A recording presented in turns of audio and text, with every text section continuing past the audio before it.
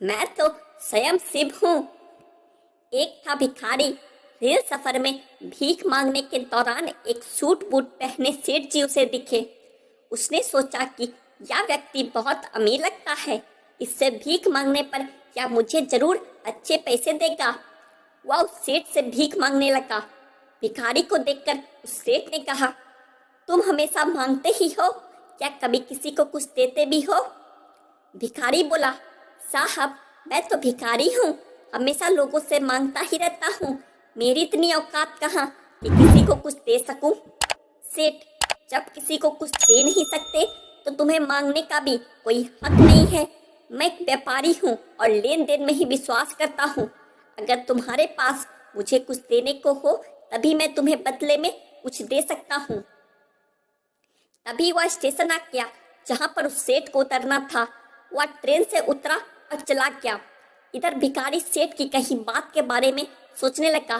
सेठ के द्वारा कही गई बात उस भिखारी के दिल में उतर गई। वह सोचने लगा कि शायद मुझे भीख में अधिक पैसा इसलिए नहीं मिलता क्योंकि मैं उसके बदले में किसी को कुछ दे नहीं पाता हूँ, लेकिन मैं तो भिखारी हूँ, किसी को कुछ देने लायक भी नहीं हूँ। लेकिन कब तक मैं लोगों को बिना कुछ दिए केवल मांगता ही रहूंगा। बहुत सोचने के बाद भिखारी ने निर्णय किया कि जो भी व्यक्ति उसे भीख देगा तो उसके बदले में वह भी उस व्यक्ति को कुछ जरूर देगा। लेकिन अब उसके दिमाग में यह प्रश्न चल रहा था कि वह खुद भिखारी है तो भीख के बदले में वह दूसरों को क्या दे सकता है। इस बात को सोचते हुए दिन भर गुजरा, लेकिन उसे अपने प्रश्न का कोई उत्तर नहीं मिला। दूसरे दिन जब वह स्टेशन के पास बैठा हुआ था तभी उसकी नज़र कुछ फूलों पर पड़ी जो स्टेशन के आसपास के पौधों पर खिल रहे थे। उसने सोचा, क्यों ना मैं लोगों को भीख के बदले में कुछ फूल दे दिया करूं। उसको अपना यह विचार अच्छा लगा और उसने वहां से कुछ फूल तोड़ लिए। वह ट्रेन में भीख मांगने पहुंचा। जब भी कोई उसे भीख देता तो उसके बदले में वह भीख देने वाले को कुछ फूल दे देता। उन फूलों को लोग खुश होकर अपने पास रख लेते थे। अब भिखारी रोज फूल तोड़ता और भीख के बदले में उन फूलों को लोगों में बांट देता था। कुछ ही दिनों में उसने महसूस किया कि अब उसे बहुत अधिक लोग भीख देने लगे हैं। वह स्टेशन के पास के सभी फूलों को तोड़ लाता था। जब तक उसके पास फूल रहते थे तब तक उसे बहुत से लोग भीख देते थे, लेकिन जब फूल बांटते बांटते खत्म हो जाते तो उसे भीख भी नहीं मिलती थी। अब रोज ऐसा ही चलता रहा।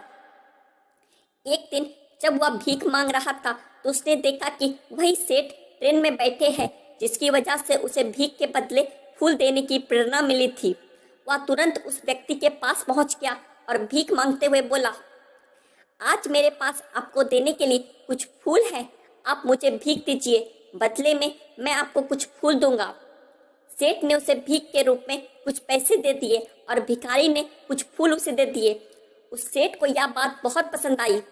सेठ, वाह क्या बात है, आज तुम भी मेरी तरह एक व्यापारी बन गए हो। इतना कहकर फूल लेकर वह सेठ स्टेशन पर उतर गया, लेकिन उस सेठ द्वारा कही गई बात एक बार फिर से उस भिखारी के दिल में उतर गई। वह बार बार उस सेठ के द्वारा कही गई बात के बारे में सोचने लगा और बहुत खुश होने लगा। उसकी आंखें अब चमकने लगी। उसे लगने लगा कि अब उसके हाथ सफलता की वह चाबी लग गई है जिसके द्वारा वह अपने जीवन को बदल सकता है। वह तुरंत ट्रेन से नीचे उतरा और उत्साहित होकर बहुत तेज आवाज में ऊपर आसमान की ओर देखकर बोला, मैं भिखारी नहीं हूँ, मैं तो एक व्यापारी हूँ। मैं भी उस सेठ जैसा बन सकता हूँ, मैं भी अमीर बन सकता हूँ। लोगों ने उसे देखा तो सोचा कि शायद यह भिखारी पागल हो गया है। अगले दिन से वह भिखारी उस स्टेशन पर फिर कभी नहीं दिखा। एक वर्ष बाद इसी स्टेशन पर दो व्यक्ति सूट बूट पहने हुए यात्रा कर रहे थे। दोनों ने एक दूसरे को देखा तो उनमें से एक ने दूसरे को हाथ जोड़कर प्रणाम किया और कहा, क्या आपने मुझे पहचाना?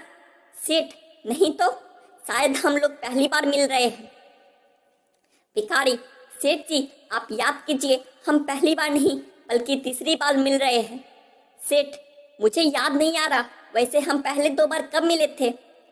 अब पहला व्यक्ति मुस्कुराया और बोला, हम पहले भी 2 बार इसी ट्रेन में मिले थे, मैं वही भिखारी हूँ जिसको आपने पहली मुलाकात में बताया कि मुझे जीवन में क्या करना चाहिए और दूसरी मुलाकात में बताया कि मैं वास्तव में कौन हूँ। नतीजा यह निकला कि आज मैं फूलों का एक बहुत बड़ा व्यापारी हूँ और इसी व्यापार के काम से दूसरे शहर जा रहा हूँ। आपने मुझे पहली मुलाकात में प्रकृति का नियम बताया था, जिसके अनुसार हमें तभी कुछ मिलता है जब हम कुछ देते हैं। लेन देन का यह नियम वास्तव में काम करता है।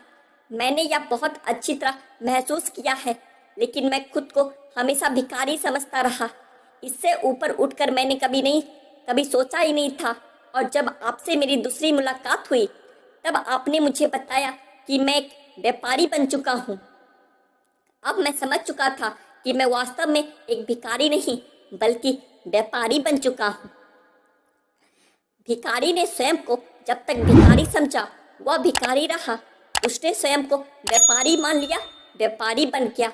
भारतीय ऋषियों ने संभवतः इसीलिए स्वयं को जानने पर सबसे अधिक जोर दिया है और फिर कहा, शिवो भूत्वा शिवम यजेत, अर्थात शिव बनकर शिव की पूजा करनी चाहिए।